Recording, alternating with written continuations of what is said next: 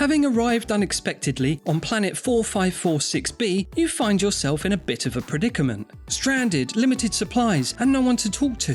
But there's ocean, friggin' loads and loads of ocean. In Subnautica, you play as a space shipwreck survivor stranded on an alien world, given the unsmall task of surviving on this uncharted ocean planet. This watery world is full of wonder, mystery, and the terrifying unknown of the abyss. Now that's a potent combo, especially that element of the unknown.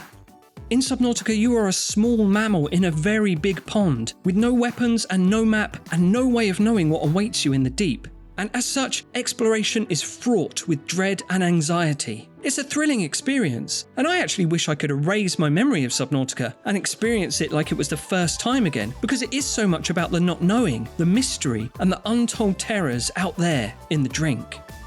The early hours in Subnautica are an intense period of discovery, and the game very quickly instills in the player a need to set their own goals. You're afraid and ill-equipped and on fire. But fortunately, you've landed in relatively safe shallow water, abundant with resources. And luckily, this is the future, where 3D print anything printers come as standard with every emergency escape pod. So it's about frantically gathering materials to craft essential tools and gear, and eating anything that can be ate in the perpetual battle to stave off starvation and thirstation. Not to mention asphyxiation.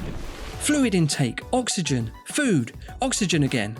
It's no easy thing trying to get a foothold on a planet made of water, but it's so satisfying when you do. Figuring things out and improving your survival chances feels really rewarding. Learning how to build a grav trap to catch fish to make food, crafting an oxygen tank that allows you to explore deeper, finding fragments of blueprints for vehicles and habitats, the promise of further discoveries down the line. So let me break it down for you like this. Collect materials to make gear to increase your capacity for survival and expand your scope for exploration, thus allowing you to make more discoveries, find better materials to make better gear, to then further increase your capacity for survival, and so on. It's a really fun and satisfying gameplay loop, but what makes it really special is how all these activities are underpinned with emotion.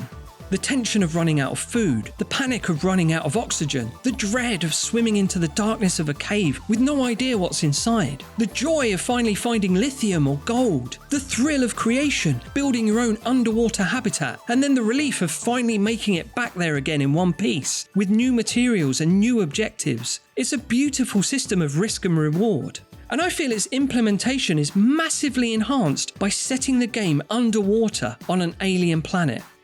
Subnautica's water world is wondrous, yet daunting, and some players even regard it as a horror game, which is fair because it does have a lot of alien sea monsters. But I think what makes this deep sea setting really unnerving is that it's almost relatable. Going into outer space is not something many of us can do outside of video games. That's a pastime reserved only for evil billionaires and William Shatner. But the ocean? That's the alien world in our back garden, if you live by the coast. But what I mean is you could go quite some way to having a real Subnautica experience by getting some scuba gear and diving right into that there old briny deep. Flip, all you need to do even is just fall off a ferry and then you'll find yourself in a Subnautica situation very quickly. And I think that somewhat grounds Subnautica in reality and makes it more terrifying. And then the alien angle gives it an extra layer of terrifying. In our ocean, we fear sharks and giant squid, but in Subnautica's ocean, we don't know what's out there. It makes for an intense atmosphere. You got freaky noises coming from all directions, weird creatures darting around and biting you, the pitch black terror of nighttime. It really triggers my Tallahassee phobia. But still, you'll find yourself floating out there in the void because the rewards for discovery are so irresistible, and there's so much to discover. Varied biomes, cave systems, and other more mysterious locations. But all this awe-inspiring / terrifying exploration is offset against the very peaceful and cozy base building, and that's something developer Unknown Worlds are known for, mashing together two genres. Their first game, Natural Selection, being an asymmetrical multiplayer game of Space Marines vs Aliens that's part first-person shooter and part real-time strategy game. The base building in Subnautica is a really great unwinding activity. Making house among the coral is a calming respite from exploring the oppressive ocean, until it starts flooding with water and then all the dread and panic comes flooding back too. But aside from that, if you build a base that's airtight and functions properly, not only is it a great place to chill away from all the alien sea monsters, but it also serves as a cool testament to your having conquered the alien ocean planet. Not only are you surviving, but you're thriving.